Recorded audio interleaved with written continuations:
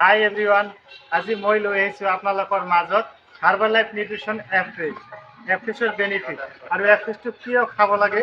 আজি আপোনালোকে সম্পূৰ্ণ বস্তুখিনি জানিব পাৰিব। অ'কে, তো কোনেও ভিডিঅ'টো স্কিপ নকৰিব, একেলগে চাই থাকিব। লেটছ গ' ষ্টাৰ্ট।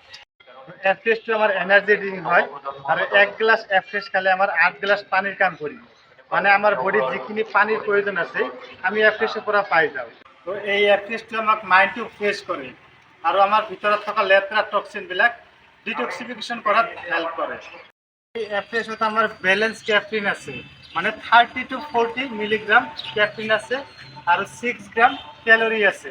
আৰু এই এফ্ৰেছ আমাৰ সুগাৰ ফ্ৰি হয়।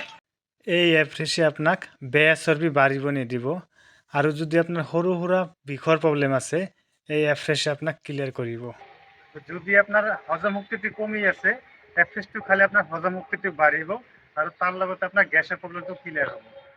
তো এই এফ্ৰেছৰ যিখিনি বেনিফিট আছিল তো আপোনালোকক জনাই দিলোঁ। তো এতিয়া এই এফ্ৰেছৰ আমাৰ 7টা ফ্লেভাৰ আছে। তো ফ্লেভাৰকেইটা আপোনালোকক জনাই আছোঁ। অ'কে, তো এফ্ৰেছৰ ফ্লেভাৰকেইটা হ'ল lemon, ginger, cinnamon, Kashmiri kahwa, peach, elaichi and Ram Tulsi.